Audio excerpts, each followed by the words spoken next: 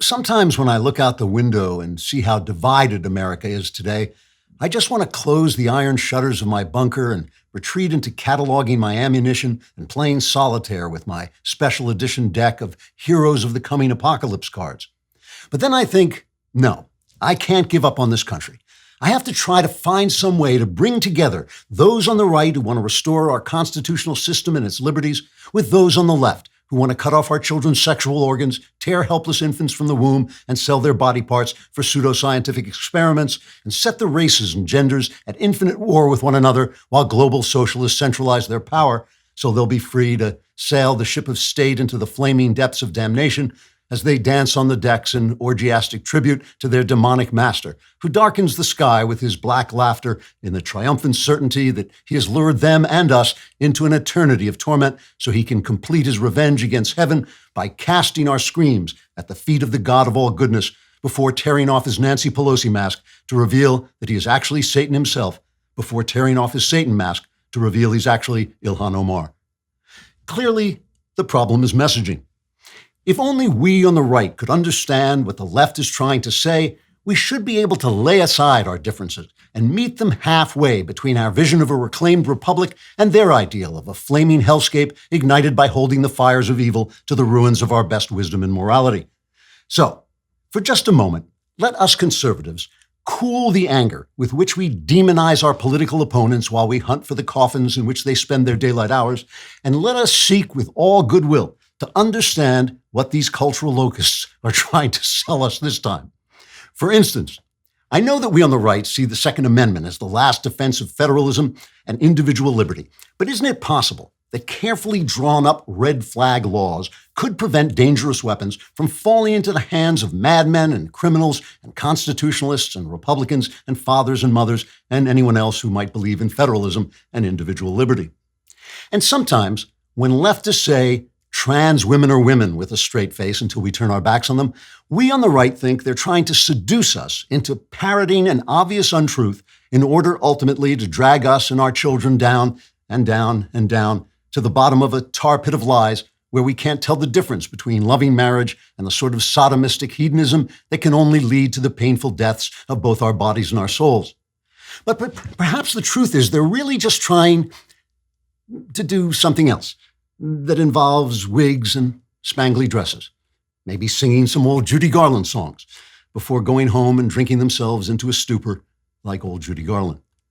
And of course, whenever leftists try to talk to us seriously about how greenhouse gases that come from fossil fuels and cows and plants and life are making the world too hot or cold or stormy or calm, or whatever the hell they want to scare us with depending on the day and the weather, we on the right immediately leap to the conclusion that they really want to incite panic so they can seize control of the energy that powers the engines of democracy in order to reserve easy transportation and comfortable living for overambitious yet incompetent elites while grinding the rest of us down into a life of scarcity and restriction and helplessness. But maybe, stay with me here, just maybe, the facts are more nuanced than we want to believe, and if we could only begin to take leftists at their word, we'd realize they're just a bunch of childish idiots who have no idea what they're talking about, but are absolutely certain it must be science, whatever they in their ignorance think that means.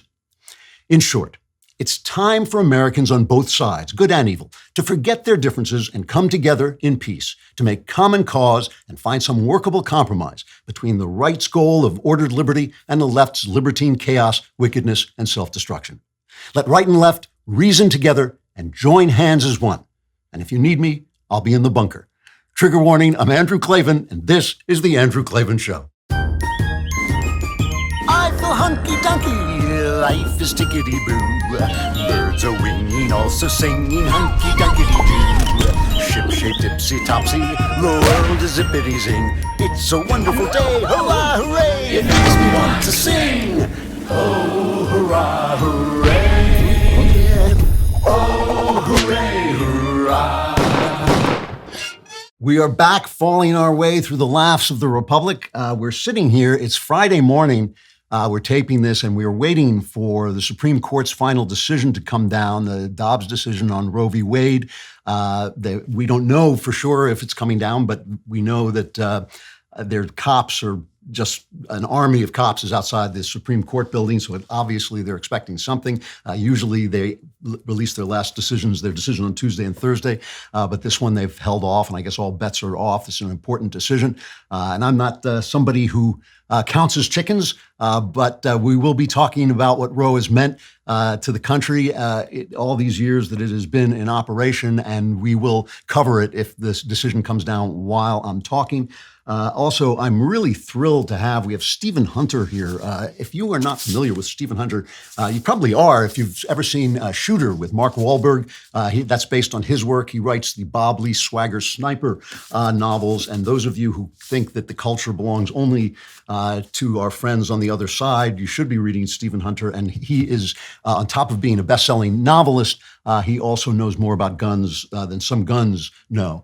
This is a great time to subscribe to the podcast. Wherever you get your podcast, give us a 5-star review. It's incredibly helpful for us. Subscribe to my individual YouTube channel, the Andrew Klavan YouTube channel, and we will give you exclusive content there that's not on the show. If you press that little bell, a building collapses somewhere, and I don't know why that happens, but that's the way it works. Also, if you leave a comment, and the comment is sufficiently cruel and just obscene, we'll just include it in the show because it will fit right in with the rest of our content. Today's comment, let's see if I can find it. Today's comment comes from Jonathan Schmidt. Who says, with all this transgender nonsense going on, I just want to say I really respect Klavan. It takes a lot of courage to come out as bald. Some say it's natural, but I know Klavan has such meticulous motor control of his body. He chose it in solidarity to all the rest of us. Either that or the Klavanless weeks are starting to get to me. Actually, I think in keeping with transgenderism, I should come out as someone with hair. What do you mean I don't have hair? All right, I know you wanted to hear me rap the Good Ranchers ad, but I'm not going to do it this time because I want to make sure you get it right. You need 2 things for July 4th, fireworks and meat, American meat. And this year you can celebrate an American holiday with 100% American meat. Good Ranchers is the place to get American beef, chicken, and seafood for your July 4th barbecue. My family eats Good Ranchers because they deliver 100% American meat right to the door for a great price. And once you subscribe, your price is locked in for good. That is a good deal right now. Plus, they're giving away 2 free ribeyes, $100 value to my listeners through July 4th.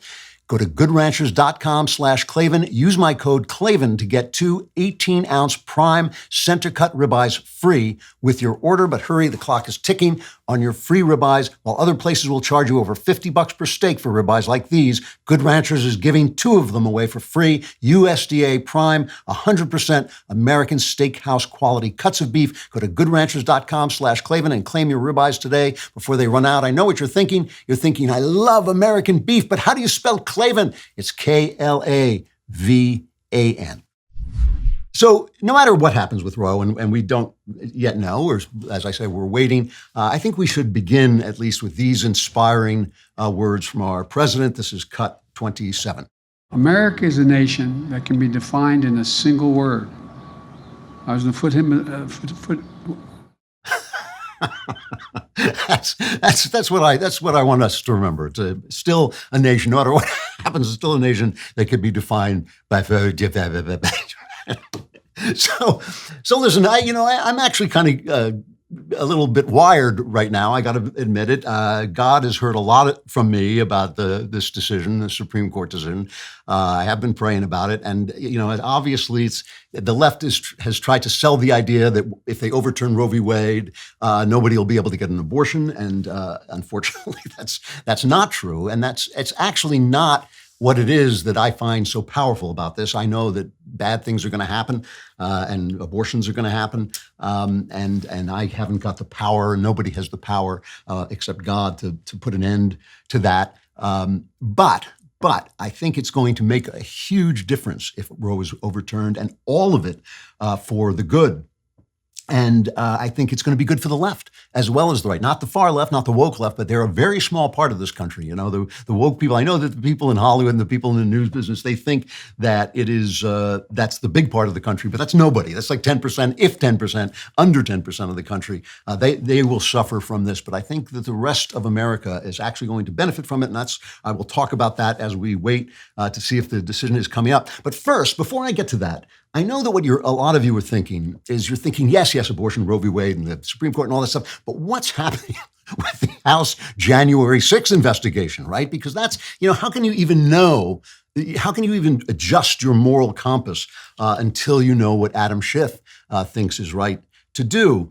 And so what I want to do is we can't really tell you all the news from the January 6th committee. I just want to give you a news montage that we put together with our friends at Grabian of what the news thinks, what the press, the news media thinks is important for you to know about the January 6th hearings. And this is not off the topic of Roe v. Wade. I'll get back to it. I'll tie it in a minute. But first, I want you to hear what's happening with the January 6th commission, according to the news media. This is cut number 3. There's never been a bigger or more important story in American history than this. This is the most important story in the history of the Republic. These January 6th hearings are remarkable. They are riveting. The hearings last night, they were searing, they were vivid. It was compelling, it was chilling, the videos were chilling, and I think it's going to be historic. This was a historic, compelling hearing. This is very compelling television because it's a very compelling hearing. And it's compelling. It's must-see TV. I've been texting with a number of sources. I was texting people live during the hearing. The words that I was hearing from them were stomach-churning, riveting, compelling. One senator told me that he had a lump in his throat as he was watching the video and hearing this testimony. Stunning testimony from the House Select Committee investigating the January 6th assault. A stunning round of testimony from the witnesses. Of course, what the committee was able to offer in terms of new materials that we had never seen before. This is so much worse than something like Watergate. So that's what the news media is going to get a hernia lifting this story. But also that's the news media, what the news media feels. But also I want to bring you some inside information because Chuck Todd had a political reporter, Betsy Swan, on, and this is what she said. This is cut 4. Does the January 6th hearing break through at all? Is this more proof it does not? I don't think it does. I've talked to 2 separate Democratic members of Congress in the last couple of weeks about January 6th. Obviously can't say who. And both of them have said offhandedly, nobody gives a bleep about January 6th. That's what the Democrats themselves are saying behind the scenes. Nobody gives a bleep about January 6th. And this is how it ties in with abortion and Roe v. Wade. Nobody gives a bleep about it, not because it wasn't an important thing. It matters that people stormed the Capitol, and I've said it was disgraceful. And I don't think it was the right thing to do. But obviously, by not allowing anyone else to speak except for the people who agree with Nancy Pelosi and the rest, they have turned this, as Jenna Ellis, our friend Jenna Ellis said, they've turned it into a campaign ad, a long campaign ad, and nobody cares because whether you're convinced absolutely convinced the election was stolen, or like me, you're not convinced. Either way, it hasn't been proved in a court of law. That's just a fact. It has not been proved in a court of law, which is where Americans prove things, right? But we can't overturn elections just because we don't like them or because we're absolutely convinced. You have to go into a court of law and prove it. So the actions of the January 6th people were violent actions taken against the law, right? And so they have a point. They put the weapon into the Democrats' hands, but we know they weren't the only violent actions. We know the BLM riots killed so many people, dozens of people, destroyed billions in property, and the same little pieces of congressional crap who are ranting about January 6th knelt in the rotunda and encouraged that kind of violence, and they encouraged it with their words as well as their actions.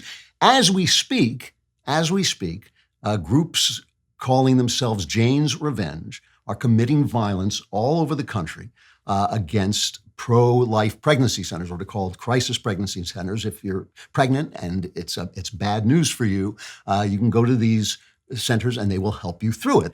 But they're burning them down, they're vandalizing them, they're putting out threats. They're saying if we're not safe, you're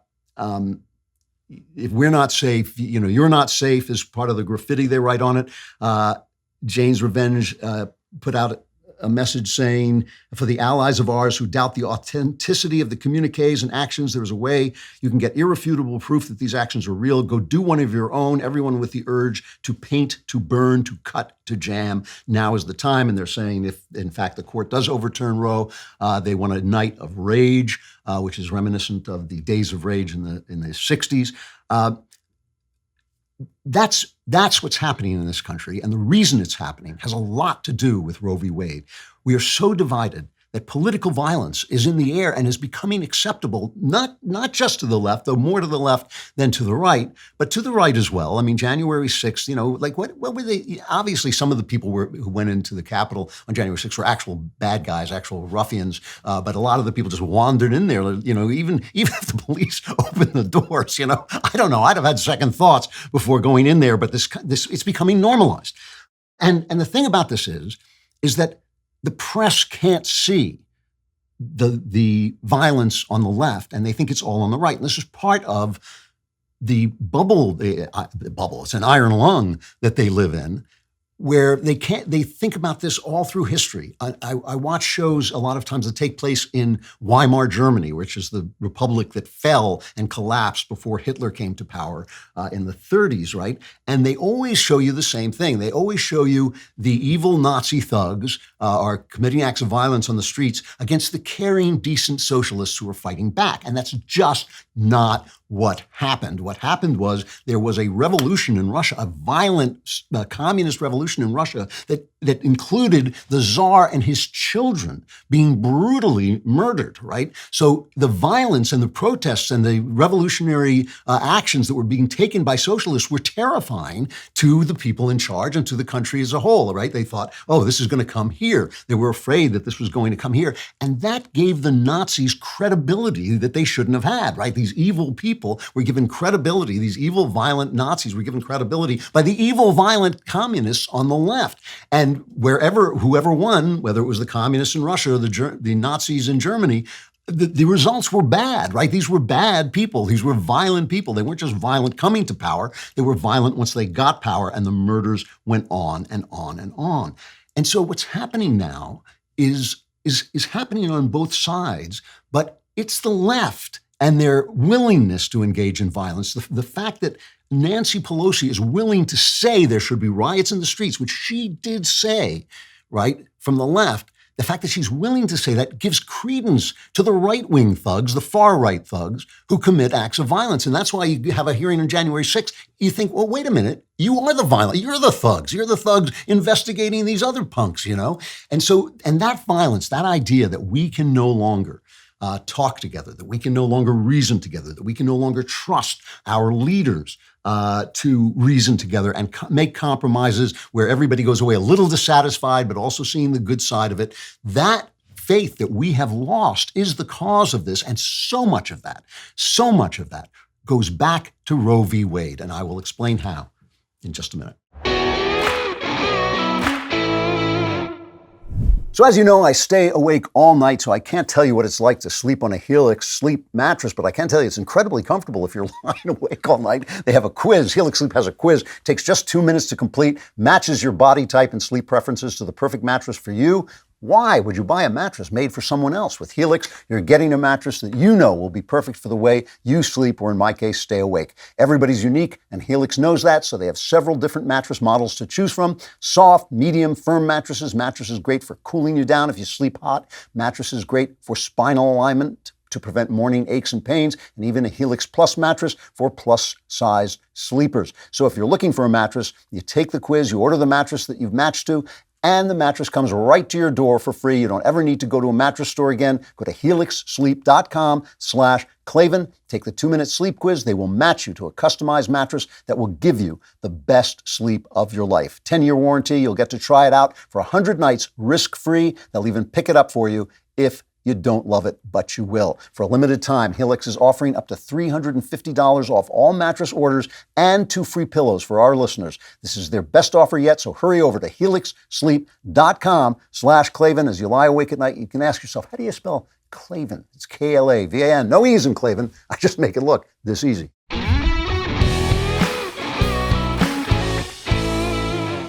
All right, it happened while we broke from one section to another section of the program. The Supreme Court has delivered it, and Roe v. Wade has been overturned, which is amazing. And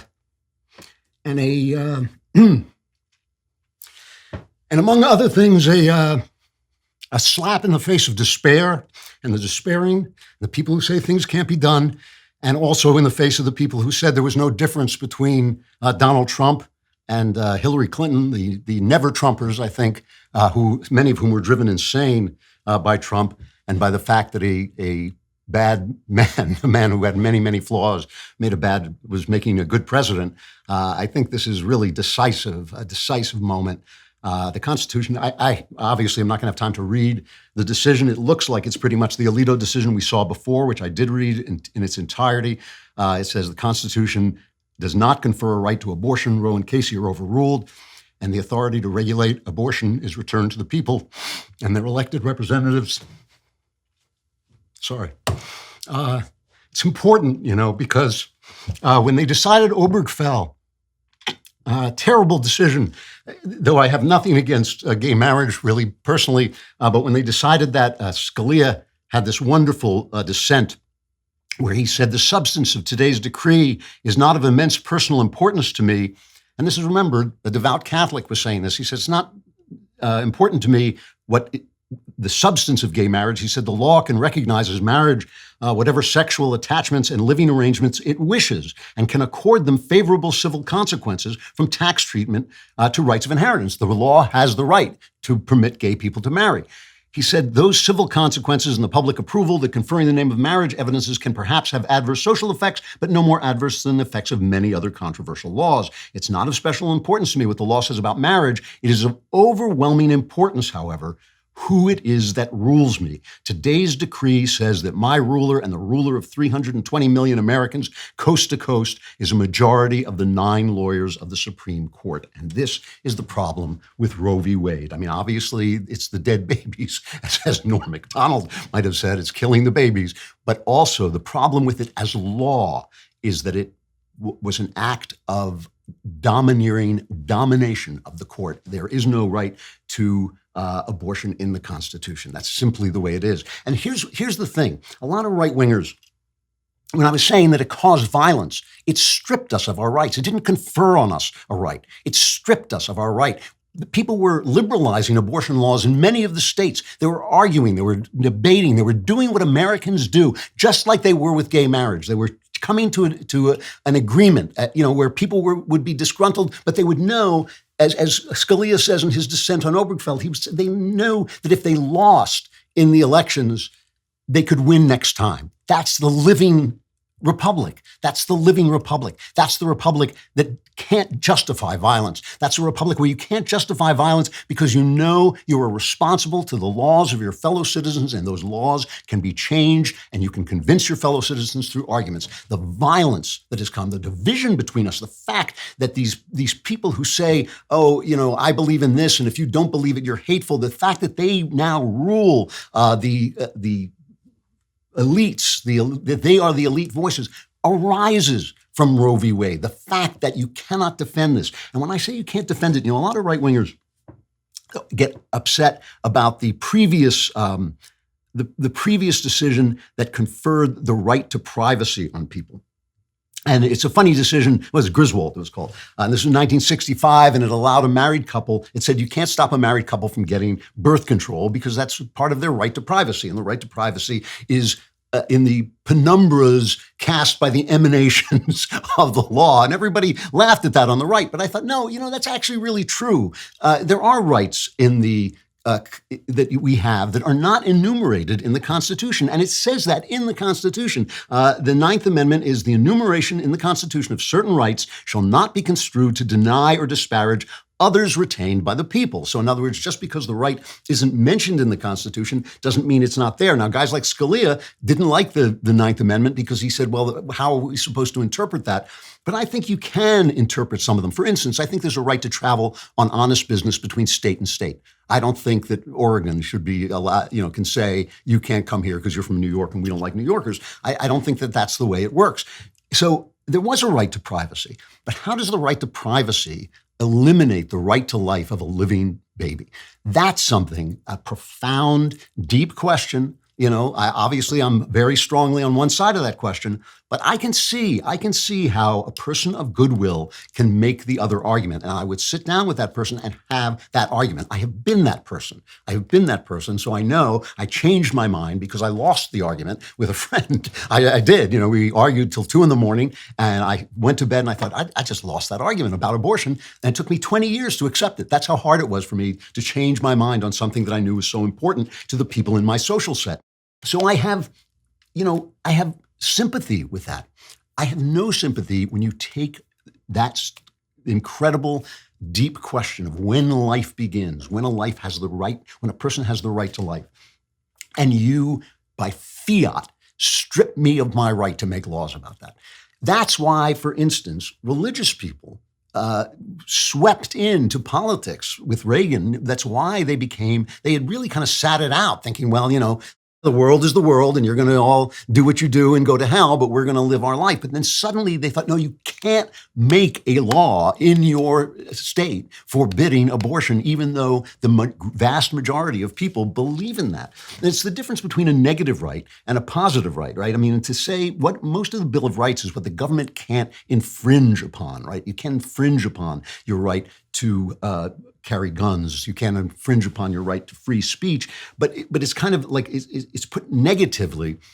When you say you have the right to an abortion, you've stripped everybody else of their rights. You've stripped everybody else of their rights to say this very profound metaphysical question: is this baby a human being? Right? That's a profound metaphysical question. And what you're saying is, we'll decide that for you. Well, you don't have to discuss that. This is not a free country. That free country thing, that's on the advertisements. But then you get here and no, forget it. That's how this violence came about. That's how we got into this violence, into this period of violence, this period of division. I've been around now for I'm 130 years old, I believe, and I remember in America where it was a source of pride to Americans that we could disagree intensely and be friends. It was a source of great, a source of great justification in our lives, that we could sit and have a beer and scream at the top of our lungs at one another. And in fact, the guy I had this argument about abortion, and it was a wild, yelling, late night argument. He's the oldest friend I have, and I love the guy still. And I think that that was something that we cherished about America. It was taken away from us with Roe v. Wade. There is simply no right to eliminate the humanity of a baby in the Constitution. And you see this, it's so funny, you see this, if I'm using the word funny properly, you see this on Twitter because of the gun ruling that just came out. The gun ruling, the Supreme Court said, the right to bear arms is not a secondary right. And New York had this, I think it was over 100 years old law that said you could get a concealed carry if you could prove to the government that you had a special right to self-defense, right? And the court said, well, no, you don't have to prove to the government that you have a right to free speech. You have that right. And gun rights are exactly the same. I mean, there are certain things certain rights that you just have. And so a lot of people were on Twitter saying, oh, well, we have a right to carry guns, but we don't have a right to carry an abortion. How does the world turn so upside down? But it's in the Constitution, which is the law of the land, and I think that the left is going nuts. The left is going nuts for a very, very simple reason. I'm going to show you a video that it's another one of these montage videos, and it's something that's being discussed in the media, which is, are they being too fair to Republicans? I swear this is true. They're actually having these discussions. I couldn't include the whole thing because it's just too long, but Brian Stelter's on there. Lester Holt is in there. And let's just play a little bit. It's cut 26. If one party, the dominant wing, the Trump wing of one party, is actually trying to overthrow American democracy, you as a newspaper have to be against that. You can't be neutral on that. You can't present both sides on that. We cannot have a false sense of equivalency about what is happening when it comes to politics in our country. There's one party right now that's not operating in fact. that has been misleading the American people, and that is the Republican Party, sadly, of which I used to be a member of the Republican Party. Cannot pretend as journalists that it is equal. It is not. Democrats are doing their Democrat thing, and they're being, liberal, and they want all these things. But that's the way normal politics operates, and we can deal with those things. There are far too many in our profession who are really normalizing what's happening right now in an attempt to be or appear objective, in an attempt to say, well, we're going to treat both political parties equally, when we clearly have, in this moment, one political party that is passing anti-democratic policies, that is upholding people with authoritarianism ideas. So that's how when I call they say it's a bubble and I say it's an iron lung, Lester Holt goes on, he says, we have to be fair to the truth. But the idea that the people who reported on Russian collusion and Hunter Biden was Russian disinformation and the Wuhan flu didn't come from Wuhan, those people don't know what the truth is. The best they can do is gather the facts. And so their argument is untrue on the face of it, right? Because half of this country is Republican obviously they're not registered Republican. Let's say half of this country is to the right of center and half of this country is to the left of center. And a very small sliver agrees with Don Lemon. A very small sliver is what he represents of those woke, crazy people who even in the places where I go, where people are really far left, people are saying under their breath, I don't agree with this. I don't agree that a man can become a woman. I don't agree with that stuff. These are far left people, but they still don't agree with this woke stuff. That is the bubble that they're in. So it's false reasoning. And because they are so closed off, they don't understand. They don't understand that this is what the country believes. The country believes in its laws. It believes it can make laws themselves without the help of the Supreme Court, like slamming down on them, declaring things that aren't true. Certain people just make my life so much easier, and none of them work here.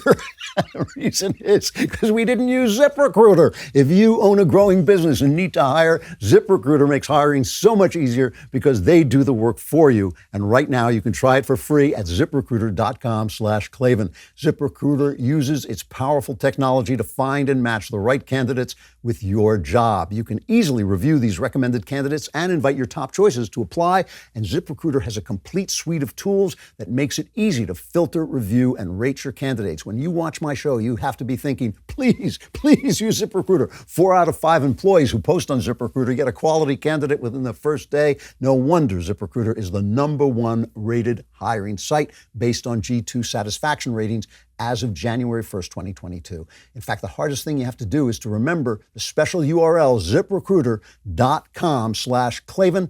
That's where you go to try ZipRecruiter for free. Once again, that's ZipRecruiter.com/Klavan. But yes, you say, how do you spell Klavan? Well, you could hire someone to tell you it's Klavan. There are no E's in Klavan. ZipRecruiter, it's the smartest way to hire.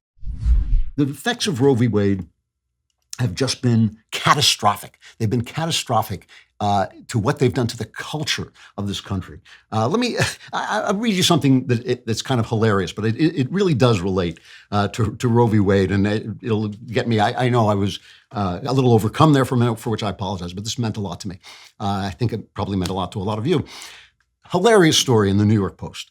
I was loveless. This is serious. It is serious, but it's just a hilarious story. I was loveless before I married a rag doll, and now we have a baby. And this is a story from. It's not from America, but it's just so hilarious. It's a woman named Marivone Roca Moraes. Complained to her mother about being single and stressed about not having a dance party. So to cheer her up, her mother made her a life-size rag doll named Marcello. And she said, when I first met Marcello and I was introduced to him, I fell in love with him. It was love at first sight because I didn't have a partner to dance with. I would go to these dances but wouldn't find a partner. Then he entered my life and everything makes sense. And she says, he's the man I always wanted in my life as a rag doll. And now they've gotten pregnant. She has a baby rag doll. The picture is in the paper of her with a baby rag doll. It's funny, but it's sad. But I want to compare it to this article in the Washington Post that was supposed to be an anti getting rid of abortion, whatever you want to say, a pro-abortion article, right? And it's about this young girl, 18 years old, and she was in Texas, and she wanted an abortion, but she found out about the law after she found out she was pregnant. The Texas abortion ban went into effect. That's what they call it. An abortion ban. It's not an abortion ban. It just cuts abortion back to very early on. And so it begins with what's supposed to be this tragic scene. She had twins. And that's the headline. The Texas teen wanted an abortion. She now has twins. And here's the description. This is the opening. And this is supposed to be a tragic description, like a guy in hunger. He's trying scrounging for food or something like that, the way you read a feature story. And it says, running on 4 hours of sleep, the 18-year-old tried to feed both babies at once, holding Kendall in her arms while she tried to get Olivia to feed herself, her bottle propped up by a pillow. But the bottle kept slipping and the baby kept wailing, and Brooke's boyfriend, Billy, wouldn't be home for another 5 hours. Please, fussy girl, Brooke whispered. I mean, is there a mom on earth who hasn't been through this? And she goes through, and it's just like, it's all so tragic. She has these two children, and then she ends up marrying the father. And their tragic ending is, if it wasn't for the Texas law, Brooke knew she might not be standing there getting married. She'd probably be studying for her next exam while Billy mastered some new trick on the quarter pipe. I guess that's a skateboard. She liked to think they'd still be together, spending their money on movie tickets and Whataburger instead of diapers and baby wipes. She told herself that alternate life didn't matter anymore. She had two babies she loved more than anything else in the world. That's the last line of the story. That's the end of the story. Because they can't tell the difference between a baby and a rag doll. They're the same as that woman with her rag doll baby. When I said, I think it was last week, when I said Roe v. Wade decreed that we are matter, decreed that we have no spiritual existence, decreed, they would make fun of religious people when they would say, well, the body is ensouled, but truly, is there no difference between two cells that are separate from one another and two cells that become a unit and a new thing? Isn't that what life is? Isn't life all our, when I die, and I know that's never going to happen, but when I die, your cells go off on their own, right? But now they make me. Is there no difference between that? Is there no metaphysical difference? According to Roe v. Wade, there was not. According to Roe v. Wade, included in the right to privacy, was the absolute right to eliminate the inner life, the life of another person. And when you think where the violence comes from in our society, when you think why it doesn't matter to people, where people shoot each other with such heartlessness or wish each other dead on Twitter, or just commit violence in the streets when they don't get their way, think about that. Think about the fact that your right to privacy, according to Roe v. Wade, included your right to erase the life of another person. And again, I'm willing to sit and argue with people of goodwill, and that's what's going to happen now. And that's my hope for the country. That's why I find this. Look, this may devolve into civil war before I get out of here. I may not be able to make it home. That's the bad version, and bad things can always happen, but good things can happen too, as this decision proves. And I've said this before, but it's worth repeating. The Civil War, the act of holding slaves, soiled the idea of federalism, states' rights, because they were using states' rights for an evil purpose. But this soiled the idea of federal control, because they were using federal control for an evil purpose, the purpose of eliminating the right to life of an infant. And now, I think, we will become more federalist in this moment. We are going to have to, unless we're going to tear each other apart with violence, unless we're going to accede to these 10% people of the wokes and maybe 5% on the right who are fascists, unless we're going to give up our country to those guys, we're going to have to come together and start arguing with each other. And who knows? I may hear arguments where I say, yeah, I don't like abortion, but maybe it should be legal here or there. Who knows? We are going to have open minds. We're going to have to sit down and have beers with the people we don't like again. And that, I think, is going to create a federalism of culture. I think people are going to go to the states that retain a culture that they recognize. And the less the federal government has control over Arkansas, the more Arkansas will be Arkansas, and the more New York will be New York. And we know those are going to be different places. If you want to raise your children without having to tell them, as a parent was complaining to me the other day, if you want to raise your children without having to tell them that the rainbow represents homosexuality instead of God's promise not to destroy the world again, you'll have to move to that state and live in that place. And I think that that's a better country. That's the way the country was conceived of. That's the reason we have guns, was to defend that country, to defend the states in their rights. And I think that that could happen again. And it would make what's sometimes called the Benedict option, where we all live in our little corners, is not what we want. What we want is federalism. We want a patchwork of states with different cultures, different lives, different laws, all held together by our right to freedom. This decision makes that possible. Will it happen? We don't know the future, but it could happen. It could happen. And again, I want to say that is a blow to all those people. And we know this is prevalent on the right. All those people who say it's done, it's over, you can't win, it's done. The left owns everything, they control everything. The news media said this, and I heard this on CNN, and I heard this there, and it's never going to change. It does. And sometimes it takes something radical. Sometimes it's a bolt from the blue, like Donald Trump. It doesn't look like you think it's going to look. The future never looks like you think it's going to look. This is a good day. This is a good day, and we have to hope good things come from it. And I think that's a real possibility. Hey, the Daily Wire's own correspondent, Mary Margaret Olahan, is out in front of the Supreme Court, which is only a little ways away from where I am. Mary Margaret, how you doing? How is it there? It's crazy. The pro-life activists are all celebrating. The pro-abortion activists are freaking out. They're saying that the court is wrong, that they want to overturn the decision somehow. They're saying that it's illegitimate. There's police out here all around. We've got police on bikes. You'll see behind me, there's other officers. The crowd is growing. And we've heard that tonight at 8 p.m., there's going to be a night of rage in protesting. That doesn't sound, that's not a good name for a night. I was told that there were buses heading to the scene. Have you seen any, or have you heard that too? I haven't seen any buses, but I've been up here by the court, and it's kind of hard to get up here. It's all blocked off. You'll notice around me, there's police cars, and the roads are all blocked off. So buses can't get up here, but I have seen the crowd growing, and there's a lot of young people showing up. A lot of DC residents are starting to show up. And we know that DC is a very pro-abortion city, so it's likely that we'll see a lot of pro-abortion activists. So, I was just there on Sunday, I think it was, and the Capitol is right across the street, right? I mean, it's not, the two buildings are very close to one another. Are there people up at the Capitol as well? I haven't been over to the Capitol, but I can see it from where I'm standing. The big focus is on the Supreme Court right now. It was crazy, Andrew. When we got the decision, all of a sudden it was quiet for a minute. And then all the pro-lifers started cheering. And sure enough, all of a sudden on SCOTUS blog, it's all rolling in, row overturned. And everybody started cheering. The pro-abortion activists started yelling. And then there was this kind of eerie silence for a minute where everyone kind of paused as if like, okay, now what? And then the pro-abortion activists started chanting. But what's funny is I heard them playing Another One Bites the Dust. I'm pretty sure that was the pro-lifers playing that. That just came on the loudspeaker. So... It's wild over here.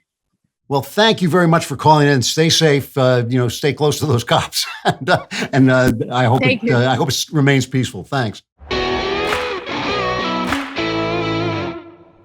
So finally, I made vacation plans. I'm so happy. I told the Daily Wire all emails that begin, "I know you're on vacation, but will not be read." I always stop the minute I see that. I actually turn off everything, but not the Ring alarm system, because you got to have an alarm system to protect your house while you're away. And you know that Ring makes the wonderful doorbells that let you talk to anyone who comes to the door, no matter where you are. But Ring Alarm is also an award-winning home security system with available professional monitoring when you subscribe. You can easily install it yourself. Ring didn't stop there. They changed the home security game with Ring Alarm Pro. Ring Alarm Pro is a next-level security system. CNET calls Ring Alarm Pro a giant leap for home security. With a Ring Protect Pro subscription, it's an amazing deal. You get professional monitoring for the ultimate peace of mind. If anything happens, professional monitoring will call and can request emergency services. You may not know it, but it's true. Ring has an award-winning alarm,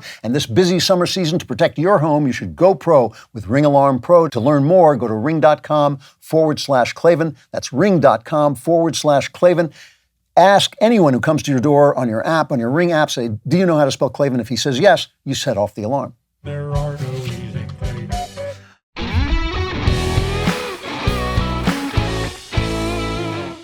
So this has really been a good week. These decisions have been terrific. The gun decision I mentioned before in New York, where it's a really interesting decision because it says, you're still allowed to have safety regulations. You just don't have to prove to the government that you have some special need. And like the governor is complaining about this, but the governor's surrounded by 8 people with guns. I mean, literally 8. I was counting them. There are 8 people with guns surrounding the governor while she's telling you don't have the right to defend yourself, especially in New York. And this was the funny thing in the dissent against this gun decision. The liberal justices were saying, are they crazy? Think of the crime out there. And Alito said, yeah, that's the reason they want to carry guns in New York, to defend themselves. It is just fascinating, this thing with guns. In New York, especially, it's so crazy. In 1990, I'm reading from an article in City Journal, which has covered New York so brilliantly all these years. This is David Dinkins' first year in office. There were 2,245 murders in New York, okay? 2,245 murders in a year. And then after 20 years of stop and frisk and other, zero tolerance policies, the number of murders had fallen to 417. That's a decline of 81%. And you know that many of those people were minorities. Many of the people being killed were minorities. So Bratton and Giuliani and Kelly, who followed, and Bloomberg too, who kept those policies in place, they were saving these black lives, which we're told matter so much. And of course they do matter. They're our fellow citizens, and they matter as much as everybody else's life. And he was saving those lives. And then by hook or by crook, the New York Times and the left and one kind of, I won't call her corrupt, but she really diddled around with the decision to make sure that she got control of the decision. They got rid of stop and frisk, and it really should be called stop, question, and frisk.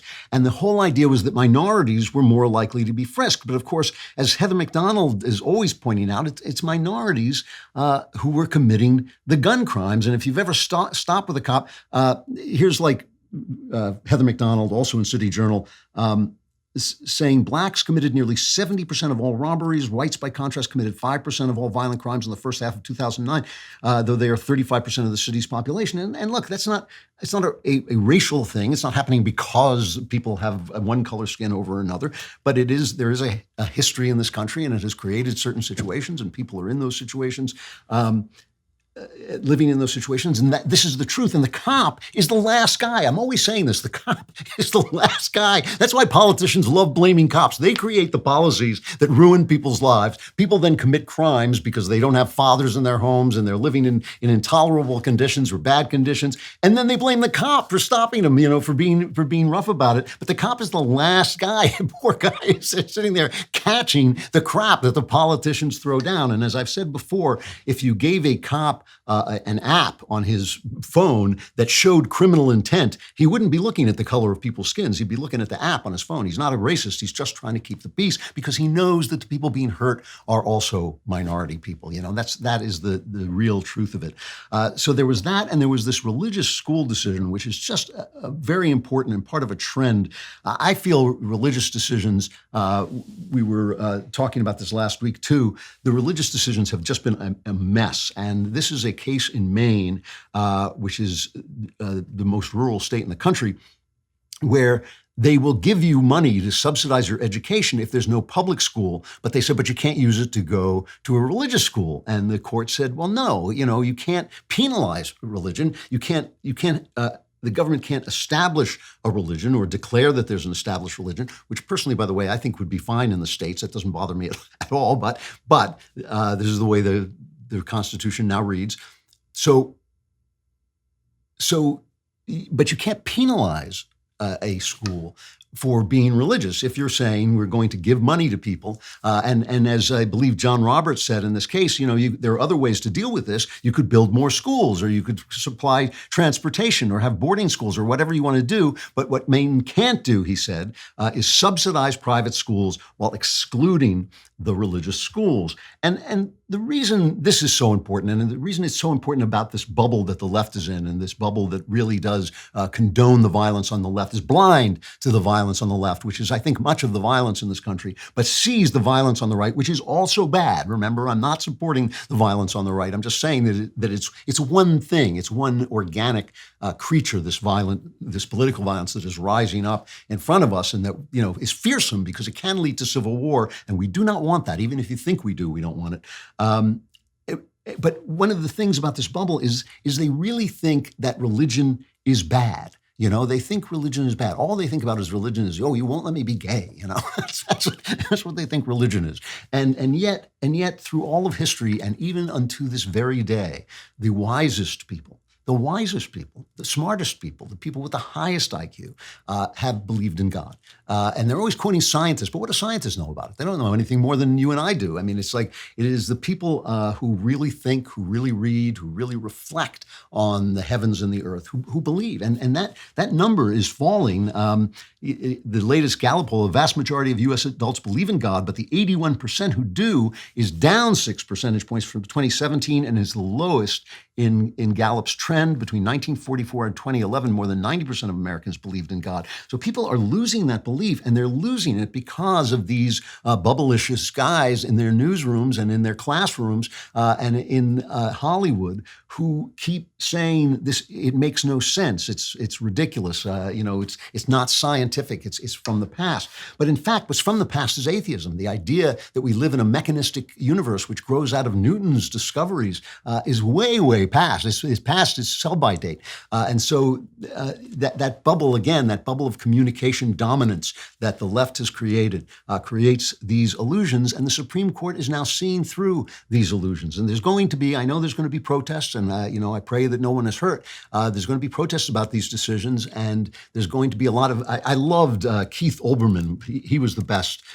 He had a tweet where he says, it has become necessary to dissolve the Supreme Court of the United States. The first step is for a state the court has now forced guns upon to ignore this ruling. Great, you're a court. Why and how do you think you can enforce your rulings? #ignore the court. So like a lot of people on the left, Keith Olbermann thinks our democracy is under threat if our democracy is working and that things are in crisis if things go exactly as they're supposed to go. If the court makes decisions, he's now going to become lawless. I have to say, I keep Keith Olbermann's brain in a pill box in my medicine chest in case he ever wants to use it, but so far he's never called. But it's typical of the left. It's typical of the left because of this bubble they've created for themselves, which they thought was going to enclose us. But in fact, it has trapped them in a world of their own opinions and a world of their own illusions. And that world, too, is contributing to the violence. And that's why I'm truly hoping that when people see what these decisions mean, that they mean more freedom and more local government and more ability to argue with and compromise with and confront the people you disagree with, that they will see this is good for the left, too. It is a good federalist world is a good world for all of us. A free world is a good world for all of us. And this week, I feel we took some giant steps in that direction. So when you heard me talking about my Helix mattress and how much I liked it, you were probably thinking, gee, I wish they made sofas. Well, guess what? They do. They just launched a new company. It's called Allform, and they make terrific sofas. What makes an Allform sofa really cool is that, for starters, it's the easiest way you can customize a sofa using premium materials and at a fraction of the cost of traditional stores. Pick your fabric, the sofa color, the color of the legs, sofa size, and shape to make sure it's perfect for you and your home. They've got armchairs and love seats all the way up to an 8-seat sectional, so there's something for everyone. You can always start small and buy more seats later if you want your Allform sofa to grow and change with you when you move. Allform sofas are also delivered directly to your home with fast, free shipping. In the past, if you wanted to order a sofa, it could take weeks or even months to arrive, and you would need someone to come and assemble it in your home. Allform takes just 3 to 7 days to come in the mail, and you can assemble it yourself in a few minutes, no tools needed. To find your perfect sofa, check out allform.com/Klavan, and Allform is offering 20% off all orders for our listeners at allform.com/Klavan. By the way, if you sit on this and you put your feet up, you'll probably want to say, how do you spell Klavan? It's Klavan. K-L-A-V-A-N, there are no E's in Klavan. So A lot of people advertise nowadays that especially conservatives, that they're going to bring out a movie or a novel that's not woke. And I always think that's not enough. I mean, if you're complaining that you can't find anything to read, one of the reasons maybe you're not reading Stephen Hunter. And Stephen is a best-selling author of the Bob Lee Swagger novels. Bob Lee Swagger is a sniper. His new book is Targeted. This is my signed copy because that's how cool I am. But I'm just going to read you a bit of the flap copy. When I finish reading you this flap copy, you will order this book. I guarantee it. After pulling off the best shot of his career and thwarting a dangerous terrorist, Bob Lee Swagger learns that no good deed goes unpunished. Though his takedown of the would-be assassin nearly cost him his life, the U.S. Congress has summoned him to court. A hard-headed anti-gun congresswoman has accused Swagger of wanton endangerment, determined to make an example of him. He goes before a hostile House Judiciary Committee, but there is an attack, and it says soon the very people who had deemed Bob a criminal are depending on him to save their lives. If you don't love these books, I love them. I read them all the time. I'm so happy to have him here to talk about guns, which he knows more about than I think just about anybody. Steve, welcome. It's great to see you. Thank you, Drew. It's so much fun being here. I have to ask you, because I read a couple of times I've read your books and my jaw drops at the stuff you put in there. Do you catch any flack from your publishers about it? If so, it's not directly reported to me. That book, for example, I went through 2 publishers. And the reason for the disconnection with the first publisher was never made explicit. It had to do with their interpretation of my misinterpretation of a contract. And I mean, from your own experience how preposterous all this gets when lawyers get involved. And at a certain point, the amount of detail just crushed me to the ground. And I said to my agent, who for once answered my phone calls, I happened to get her on a good day. She said, I said, Esther, get me the hell out of this. And she placed it elsewhere quickly. She earned, I don't care about the unanswered phone calls and the unreturned emails. She earned her money that day. So very good. Again, the book is called Targeted. Really, you got to read this stuff. And you did Mark Wahlberg's film Shooter was based on that was a Bob Lee Swagger. Yeah, that was I had about 3 weeks of fame in 2007 when that movie came out. And that was until it was adjudged to flop. And then I was erased so fast. I just disappeared.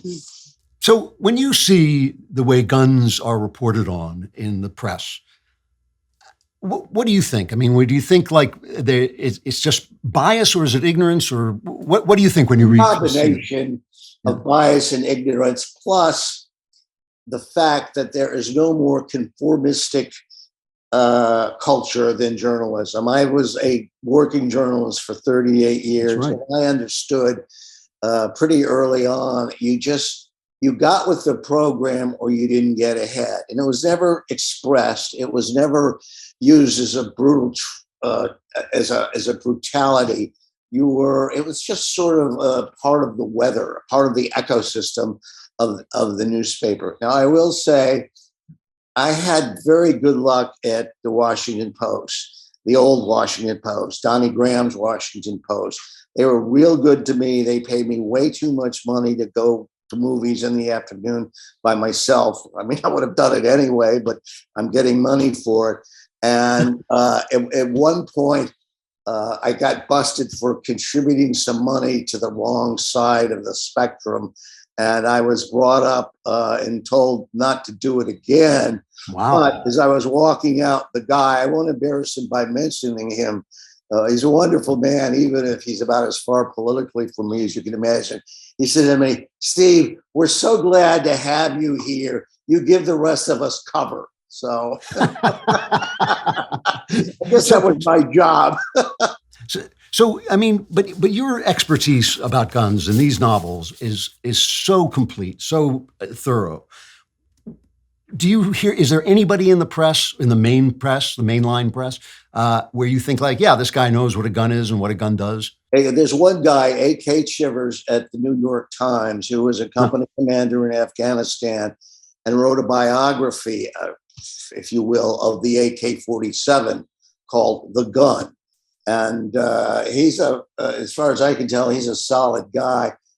I don't know if he's still at the Times. I don't see his byline there. It's not that I'm a religious reader of the New York Times, but I do scan it every day, and I haven't seen his byline in a couple of years. So maybe he took his act. Maybe he's off trying to write novels.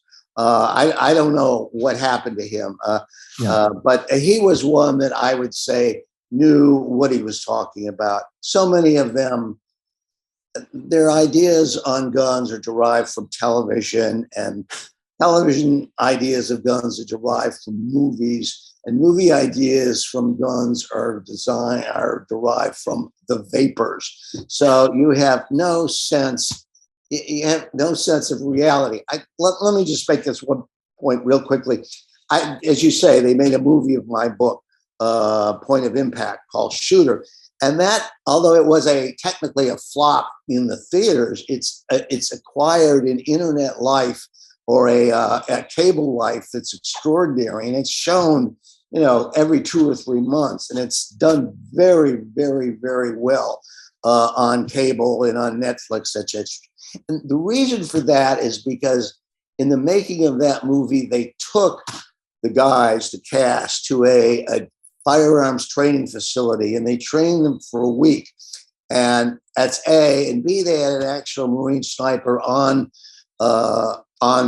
set who was advising them. And one thing about that movie that no critic got was that the gun handling was professional. And even if you don't know anything about guns, you are aware that you're seeing something different. It's just not the same generic running through blizzards of gunfire untouched, and they're not always, in every movie with guns in it, the guys click their pumps or their slides or their cylinders, and it's just like a click-o-rama because the directors love the drama. And if you know guns, that becomes preposterous. It just becomes ludicrous, and it's an immediate signal that these people don't know what they're doing, and thus you can't rely on them for any information at all. So it's just there's so much misinformation out there. And one of the things I try to do as a novelist was bring some reality to the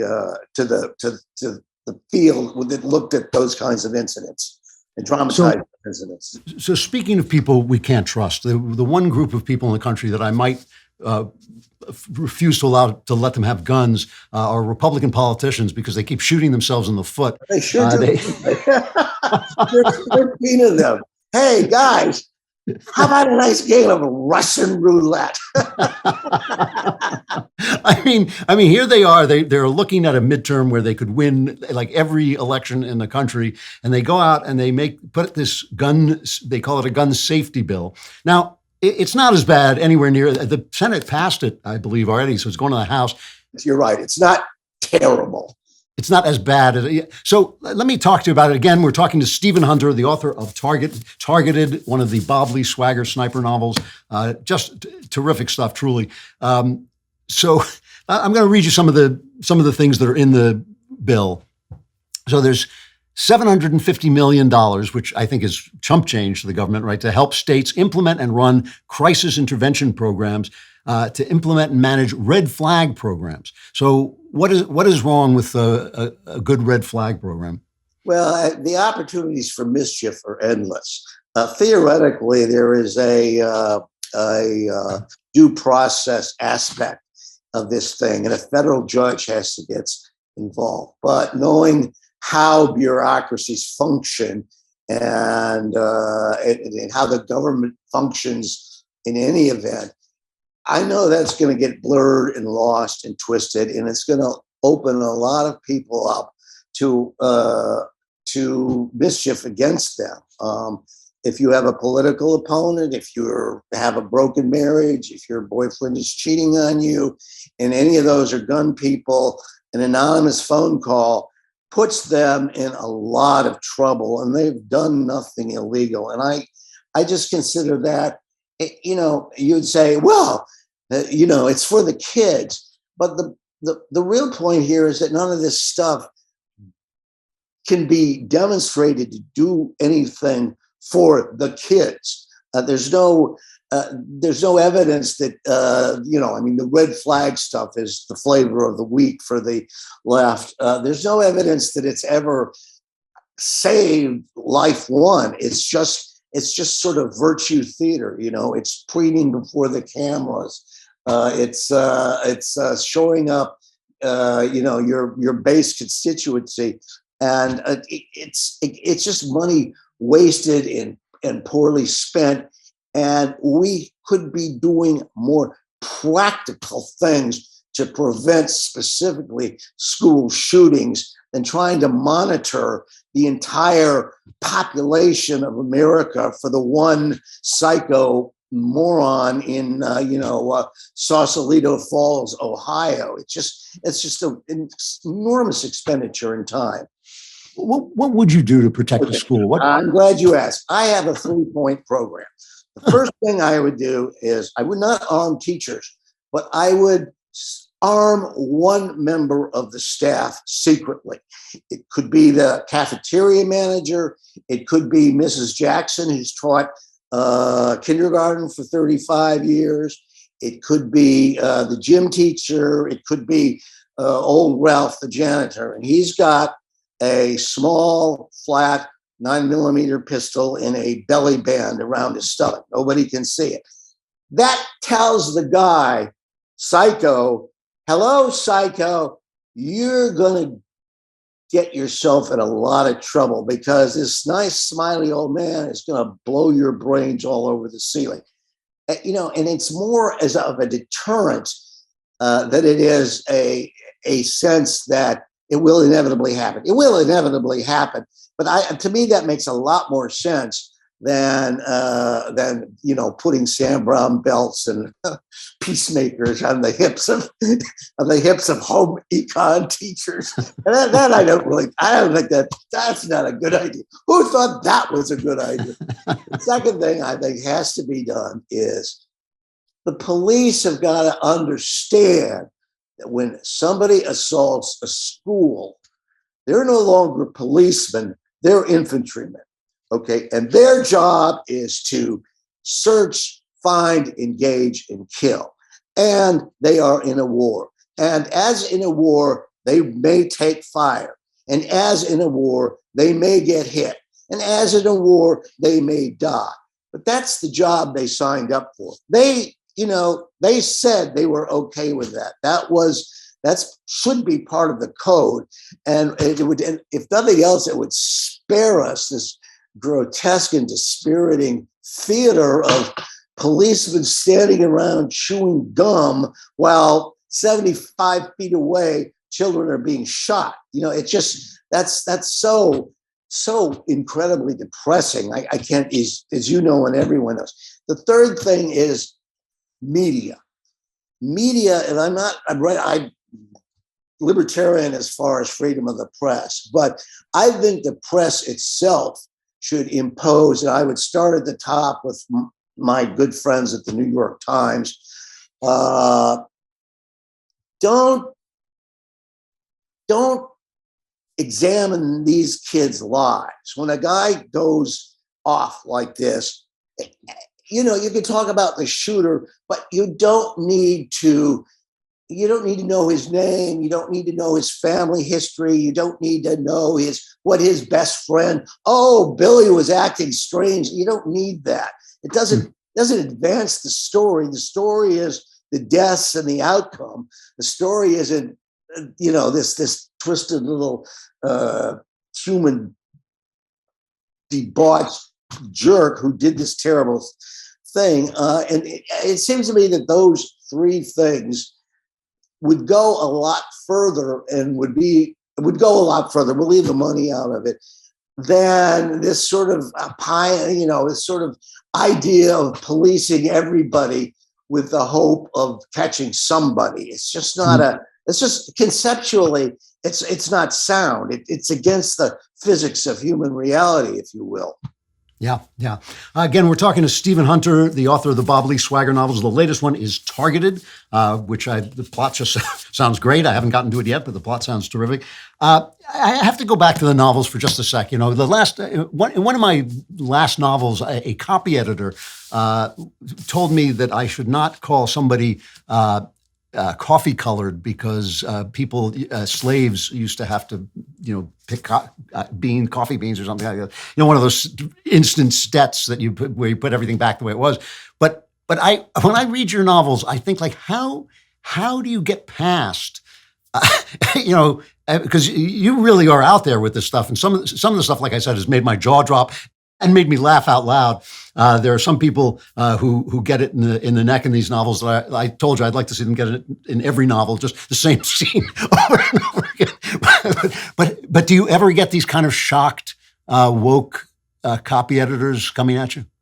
Not so much. You see, the editor sets the tone, and the copy editor will read the cues from the editor, and without words having been spoken, she will or he will know what the standards are.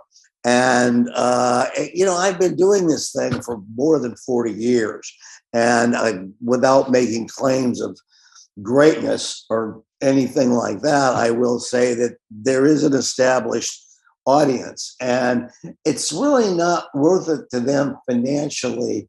Well, that's probably not. I don't know how financial it is. It's more ideological. There's just so many things to fight about when you publish a novel. You probably know that. It's also true in the movie business. That why pick fights, I guess, is what's going. Everyone just wants, I'm in the middle of making some corrections on a novel that's coming out next year. And, there's enough to fight about without bringing politics and culture in it. All right, Stephen Hunter, the author of the Bob Lee Swagger novels. The latest one is Targeted. Steve, it is great to finally get to meet you more or less in person, and I hope you'll come back and we'll talk again, even off the air. Thank you so much, Drew. I'm very pleased to be here, and I appreciate your I appreciate your emotion for me. Like the right word, but something like that. I know, that's why we take all our time to pick these words. Anyway, thanks, man. And I like that. Thanks very much, Steve. I'll talk to you again. Bye-bye now. If you're sitting in your car and you're writing to the mailbag asking why you can't get a date, it may be because your car's not running. And maybe your car's not running because you don't go to rockauto.com. When you say rockauto.com, it solves both problems at once. First of all, women just love it. They love the sound of that. Rockauto.com. They just swoon for that. They'll be pounding on your door and saying, get your car fixed so we can go on a date. And you'll get your car fixed easily by going to rockauto.com to shop for auto and body parts from hundreds of manufacturers. The rockauto.com catalog is unique. It's really easy to navigate. You can quickly see all the parts available for your vehicle and choose the brand, specifications, and prices you prefer. If you can you got to push the women out of the way so you can see the screen. rockauto.com has always reliably low prices, and they're the same for professionals and do-it-yourselfers. Though if you become a professional at saying rockauto.com, your life will be golden. Go to rockauto.com right now and see all the parts available for your car or truck. Write Klavan in their How Did You Hear About Us box so they know I sent you. How do you spell Klavan? K-L-A-V-A-N, there are no E's in Klavan. All right, summer has just begun, but it's already been won for the history books at the Daily Wire. We have so much for you to watch and read this weekend. What is a Woman? Matt Walsh's documentary is one of the most talked about films in America and just terrific. It's got a 97% fresh rating from more than 5,000 reviews on Rotten Tomatoes.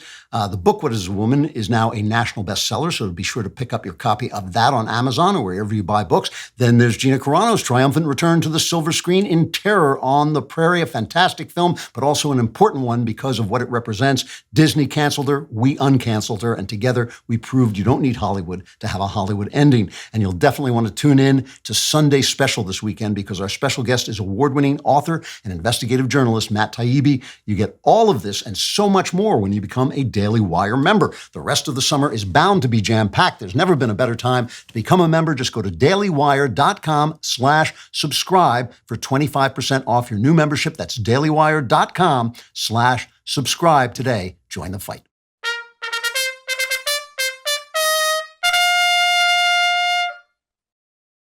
So talking about the culture today, I want to go back to this idea of violence on the left and the right being one organism in effect.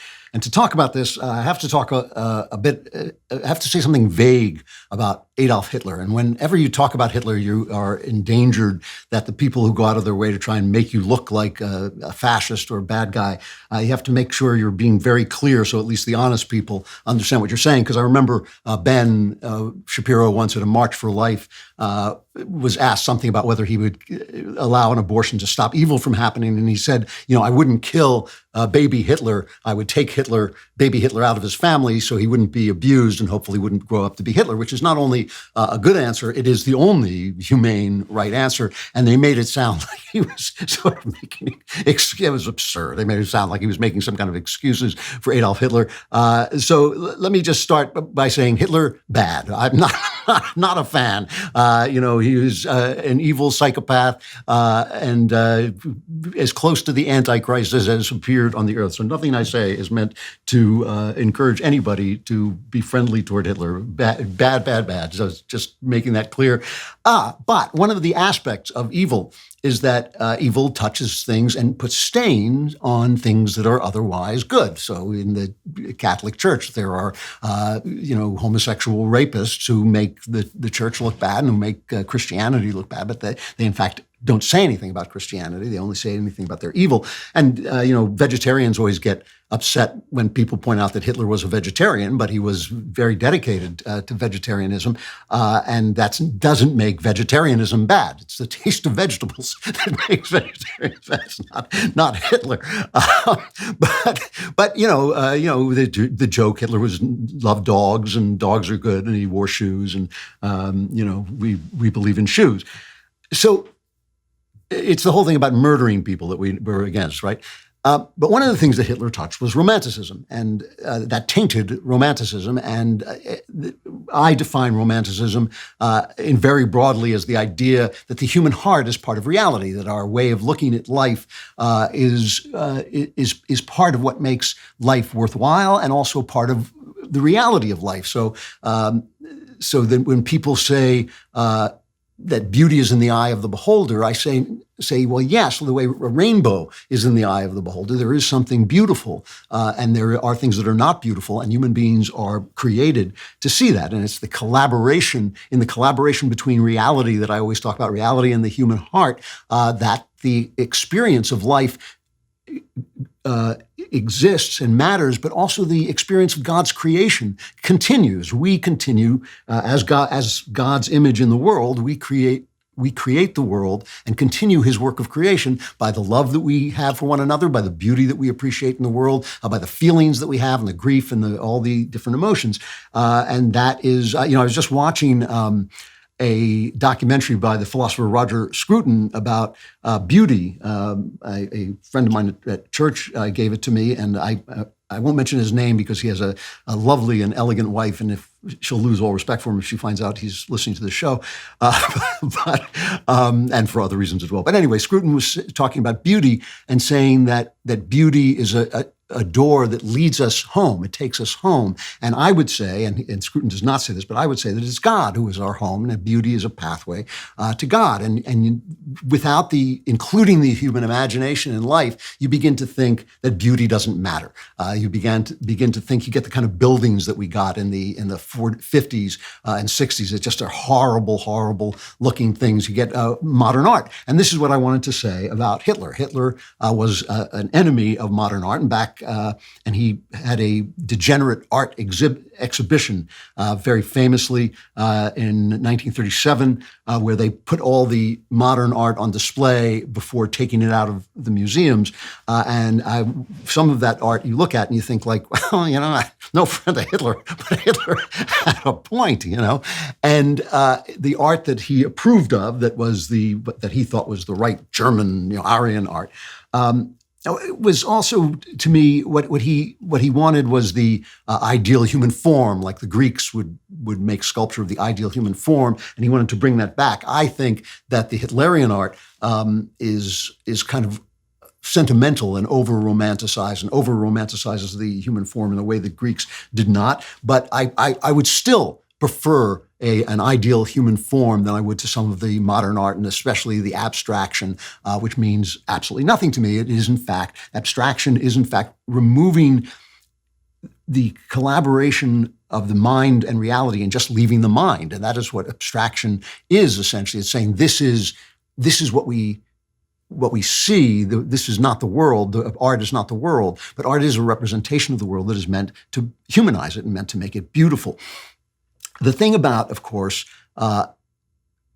Hitler and his ideal art and his not modern art is you can use it for evil purposes. And this is the idea of romanticism. This is why people say romanticism is bad, because it reintroduces the authority of the human imagination, and sometimes the human imagination is corrupt. So, for instance, here's this picture of Hitler as a knight in shining armor, this horrible, gnarled mind, and this twisted murderer of children, and this evil beginner of wars that left 60 million people dead. And here he's a knight in shining armor. Clearly, that is applying an evil value to something that speaks to us of good, the image of a knight.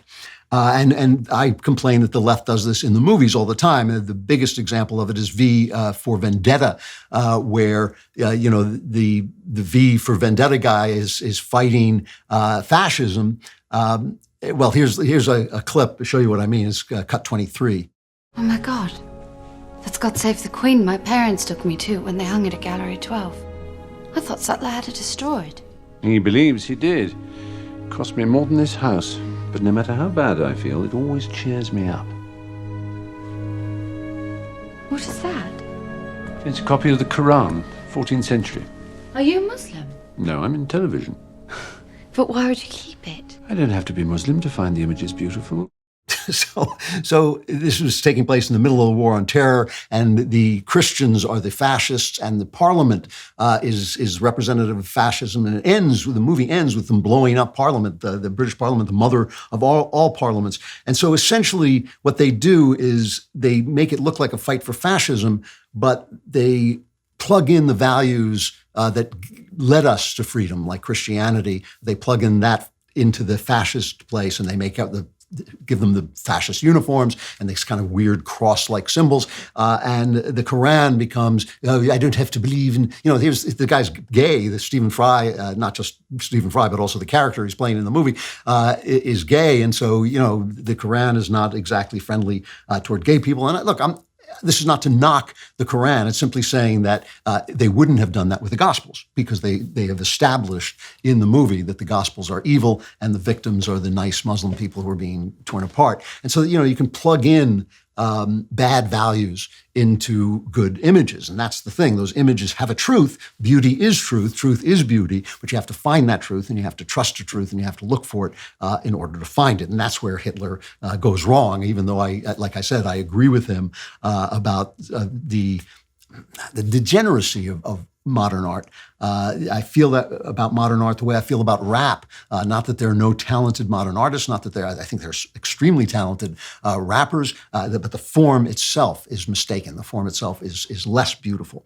And this is something that happened after the wars, really after World War I, when artists began to say that beauty is not the thing we're searching for. And this is where you got like an unmade bed.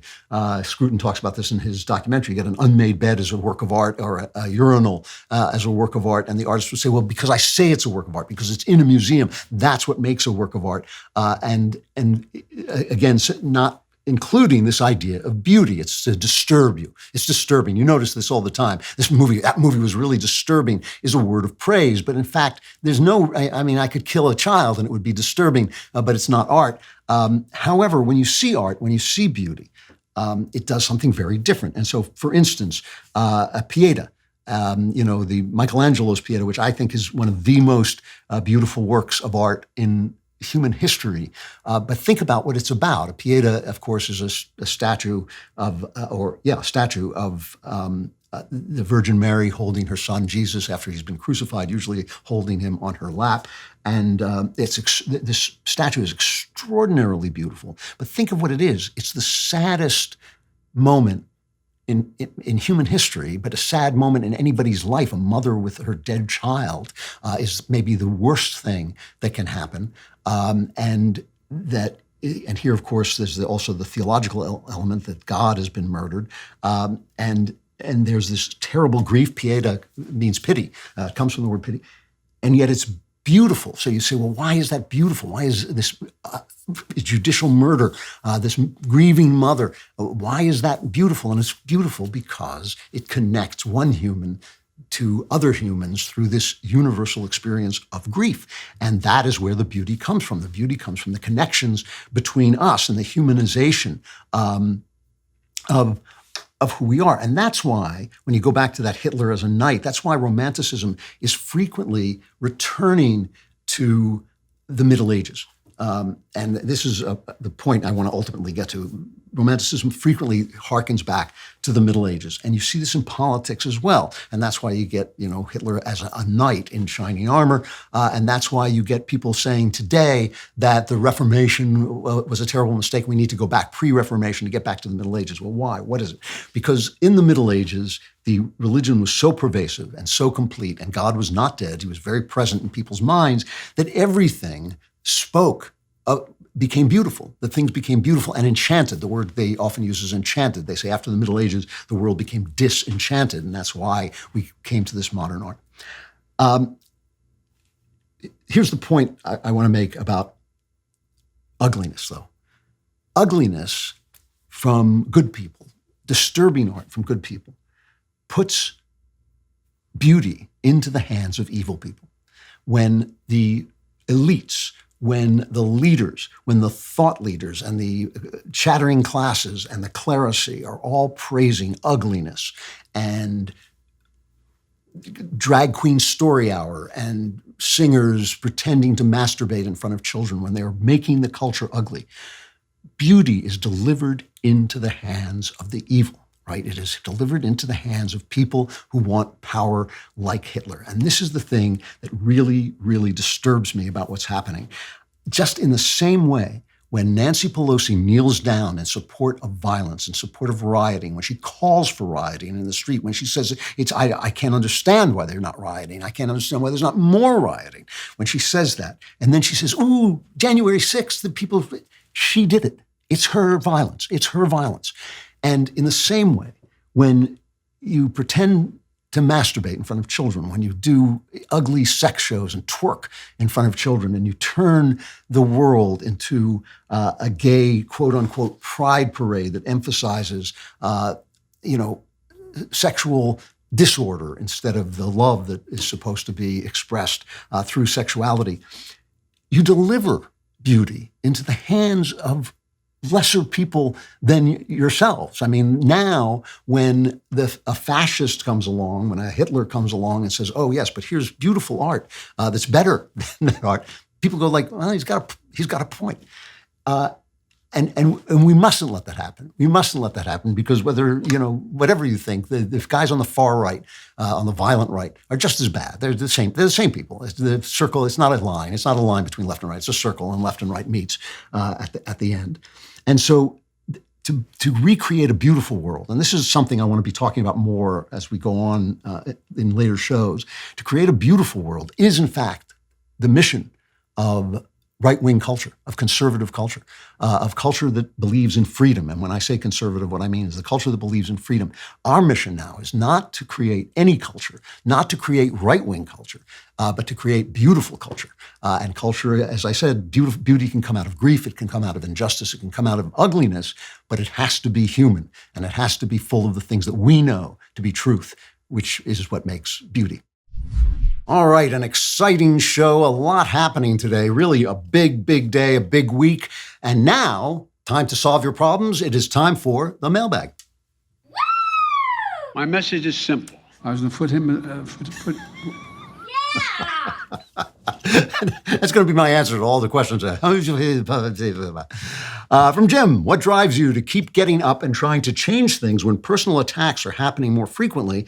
As a budding content creator, backlash is always an ever-present force, and I'm looking for pointers. Bless you, and thanks for reading. Well, first, I don't see myself as trying to change things. Things... In some very deep sense, things don't change. I can do only one thing. I can only say what I believe to be true, change it if I find it that I'm wrong, and also live according to what I think is true, which I think is really important. I don't want to be the guy who gives romantic advice after he's married his third wife. That's not who I want to be, you know? So like I want to actually live what I'm talking about. And if that makes a change in someone's life, which I'm told it has from time to time, I am every time somebody writes me about this, I'm incredibly deeply moved. And of course, if it ever leads people to God, then I feel that I get green stamps, and when I get into heaven, they give me a toaster. So that's the way I think about it. So now, you remember when you were born and you signed a contract that said you'd be able to speak the truth without getting attacked? Yeah, that never happened? Oh, gosh, you mean when speaking the truth, you get attacked? Yeah, that's what happens. That is what happens. And so what I would say is there's a price you pay for everything. The price... I have paid quite a lot, certainly in cash, for saying the things that I say. I've paid it in lost friends. I've paid it in lost relatives, and in the things that people say about me.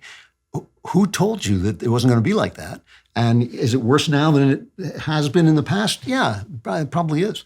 And is it getting worse? Yeah, and probably get worse before it gets better. And so that's the landscape, and I don't know what you're looking for. I always get a little bit miffed. I have to be honest, because I get a lot of the calls now. When I started talking about the culture, nobody was listening, but now I get a lot of people calling me up and saying, I'm gonna start a TV company that produces conservative content, but I'm going to travel beneath the radar. And I always say the radar goes right down to the ground. There's no beneath the radar. And if you don't come out and say who you are and say what you mean, then when they get you, when they cancel you, no one will be there to defend you. At least if they cancel me or they try to cancel me, everybody's going to know what it's about. If they say, he said this, everybody's going to know what I believe because I tell you what I believe and I'm not trying to hide anything.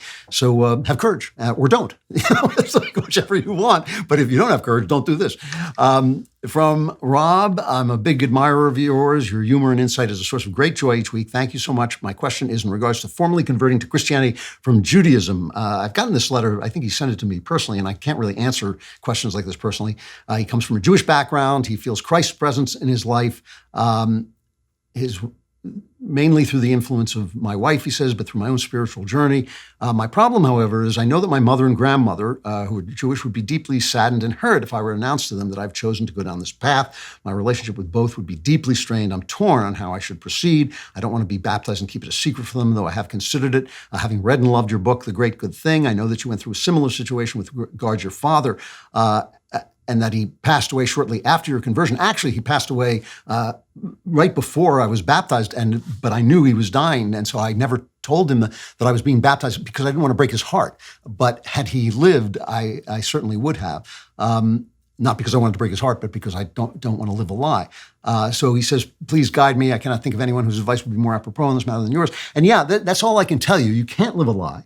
And in my case, because I speak in public, it would have meant my father opening the newspaper one day and reading, an article or an interview with me and finding out about it. So I was definitely going to tell him. It was literally as he came to my house and I was considering, was this the time to tell him that he announced that he was ill? And so as I tell the story in The Great Good Thing. But yeah, you can't live a lie. I mean, first of all, you can't become a Christian and live a lie, because Christianity is the opposite of that. Christianity is living the truth. And so you're stuck.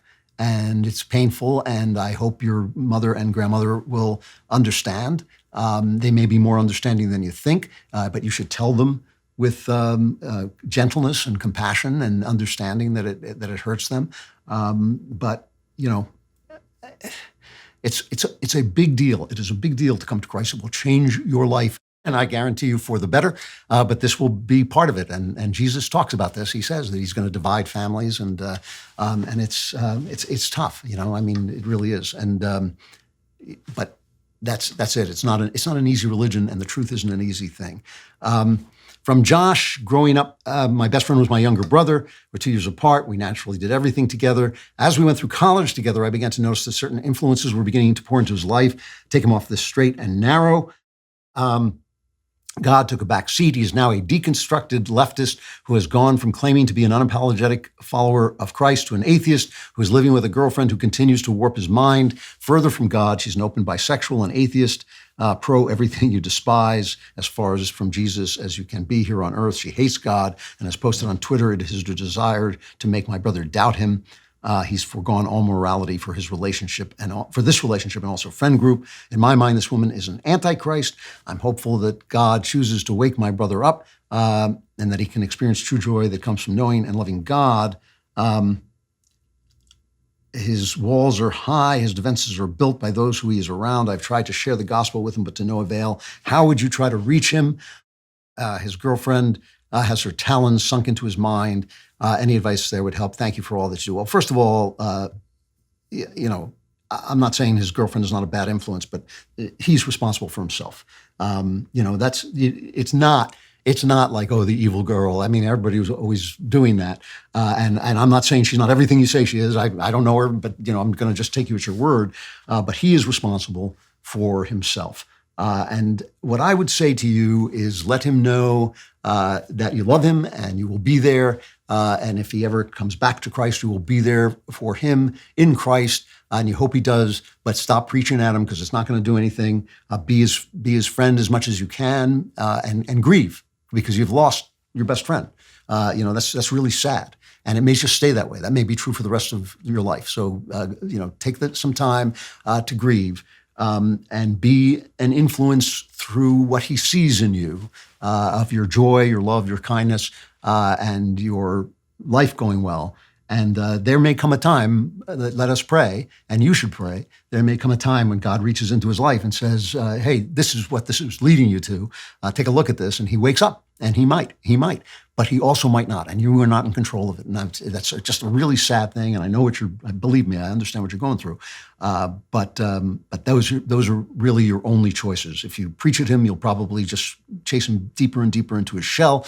If you demonstrate to him your love and kindness and your joy in Christ, maybe he'll see that light when the darkness closes in, as it probably at some point will. That's the best I can do for him. Sorry. All right, I'm going to stop there for a couple of reasons. But one reason is I send you off into the inky darkness of the Klavanless week. I think this is an excellent time for us to just say a quick word of thanks to the former president of the United States, Donald Trump, for his and to Mitch McConnell for engineering these excellent appointments to the Supreme Court, who have done a great and good thing today. And I think we should end with one of our favorite montages that we don't get to use very much anymore, the Trump happiness montage. So with this, I say to you, we will be back next Friday, or I think we may be on Thursday next week. I'm not sure, but we will be back with the Andrew Klavan Show. I am Andrew Klavan. We're going to win so much. We're going to win at every level. Hallelujah. Hallelujah. We're going to win economically. We're going to win with the economy. We're going to win with military. We're going to win with healthcare and for our veterans. We're going to win with every single facet. Zippity-doo-dah, zippity-yay. My, oh my, what a wonderful day. We're going to win so much, you may even get tired of winning. Yay! You'll say, please, please, It's too much winning. We can't take it anymore. I feel pretty, oh so pretty. I feel pretty and witty and gay. We have to keep winning. We have to win more. We're going to win more.